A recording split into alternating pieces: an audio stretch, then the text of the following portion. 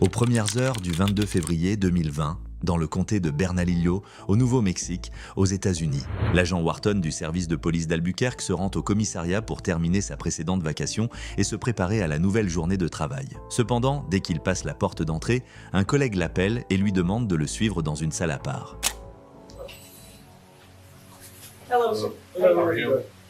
Le visage que l'on voit dans l'enregistrement n'est autre que celui de Wharton. En entrant, il découvre une pièce déjà remplie de policiers venus du service de police d'Orlando.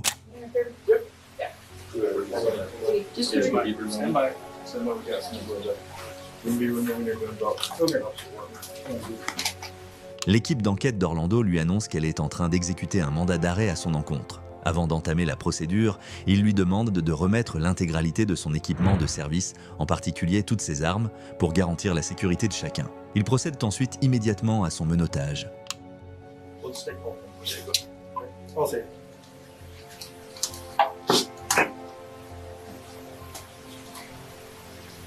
Do you have any other weapons on you? No, that's it. No backpack? No ankles. Nope. Nothing in your vest? Nope. It's a little bit. Yeah. And the trail prepare but that. Just relax.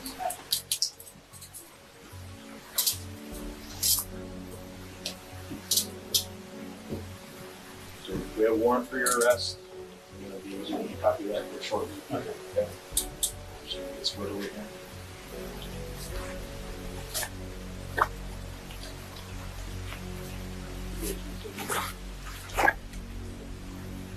Ce n'est que plus tard que l'on apprendra qu'avant cet épisode, Wharton avait été accusé d'avoir agressé sa compagne avec qui il vivait à Orlando.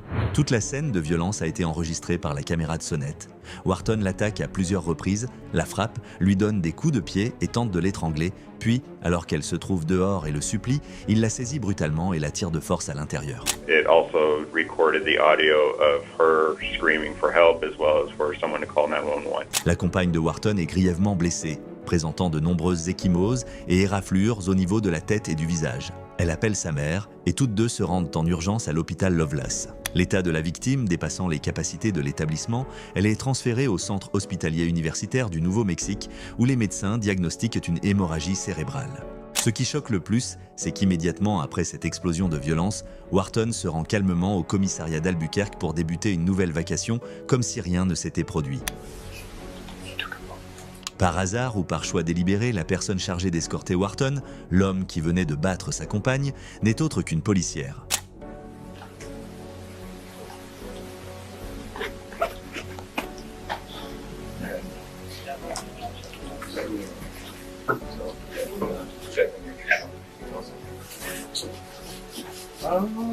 En observant attentivement, on remarque que l'écusson sur son épaule est celui du service de police d'Orlando, tandis que l'insigne sur la poitrine de Wharton appartient au service de police d'Albuquerque. I'll give him my jacket. That's fine.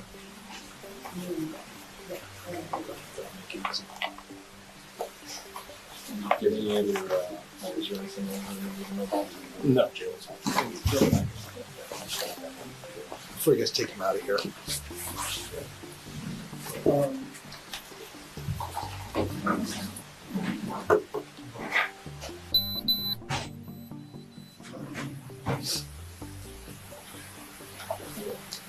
Who's handling this?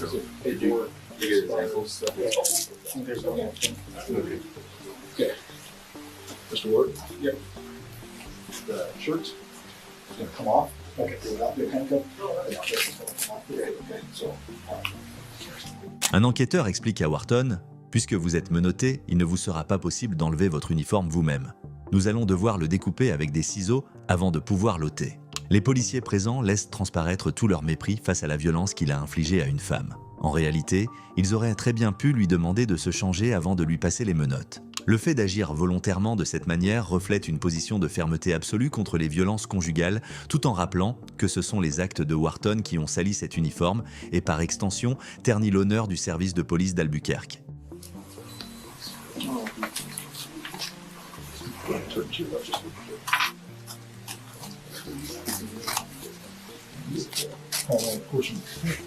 Sous les yeux de plusieurs collègues, l'uniforme de Wharton est découpé couche après couche. Pour lui, cette humiliation s'apparente à une véritable marche forcée vers la cellule.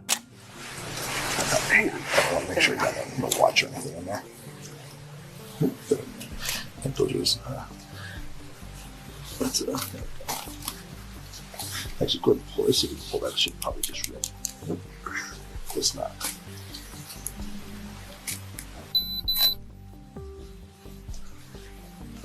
Here, come I right, don't right want here. tension. There we go. There we go. Take that. And then.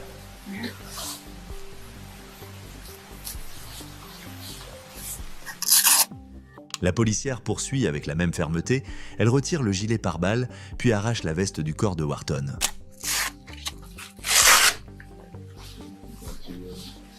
This side here.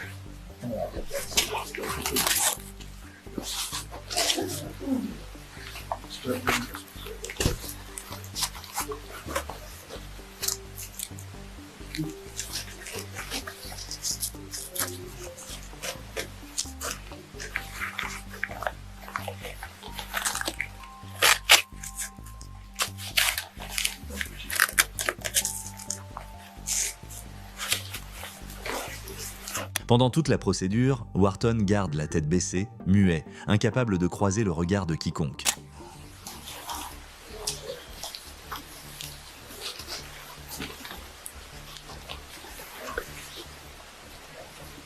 Okay.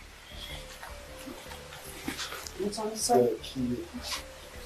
Is this to your department unit? Yep.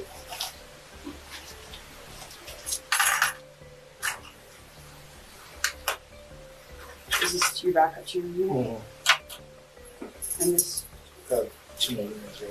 I have Which- my Mustang keys in my unit actually for my personal vehicle. Your personal vehicle, but both of those keys are to personal with my house. personal house stuff? 1047, 27. Peu après, un autre enquêteur entre dans la pièce et commence à lui exposer, point par point, le contenu complet du mandat d'arrêt à son encontre. Hi Jeffrey, I'm Detective Hatch. I'm here with this one. I'm just going to give you a little bit of an explanation as to why we're here. Okay, so right now we do have a warrant for your arrest. It's for aggravated battery against a household member. 2 counts of that, kidnapping and interference with communication. Okay, so those are the charges that are pending right now. I do want to give you the opportunity to talk to us and tell us your side of the story. Do you want to take that opportunity? Not after hearing that. Okay. L'enquêteur lui précise qu'il aura l'occasion de donner sa version des faits. Mais Wharton se contente de secouer la tête, affirmant qu'il ne souhaite rien dire. On a presque l'impression que, même un policier, une fois devenu suspect menotté, n'ose plus prononcer un mot devant ses propres collègues. All right, then we'll get you down to SCAC. Finalement, Wharton est escorté vers l'extérieur, où une voiture de patrouille l'attend déjà devant le commissariat.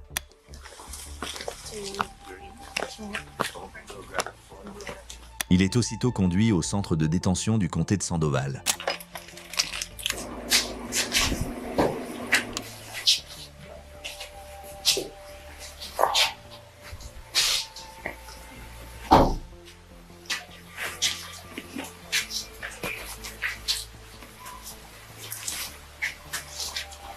La scène est presque ironique.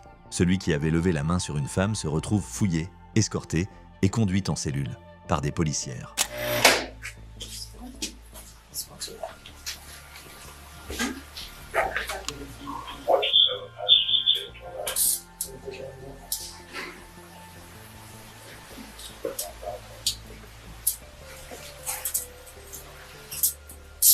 Sir, can you please step back?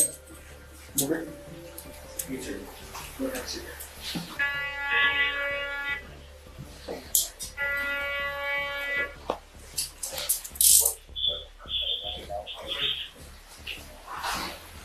Durant toute la période de garde et tout le processus administratif, Wharton conserve la même attitude épuisée, la tête baissée, sans prononcer la moindre parole. Il avait rejoint le service de police d'Albuquerque en 2010 et comptait déjà 10 années de service. Peu de temps après son arrestation, Wharton dépose de lui-même une demande de démission. Il doit ensuite faire face à une série d'accusations graves, enlèvement au premier degré, violences aggravées contre un membre de sa famille, destruction ou altération de preuves, usage dangereux d'une arme, ainsi que plusieurs autres chefs d'inculpation. Dès son placement en détention, son avocat demande une mise en liberté sous caution. Mais la juge rejette fermement la demande, estimant que relâcher Wharton constituerait un danger pour la communauté comme pour la victime.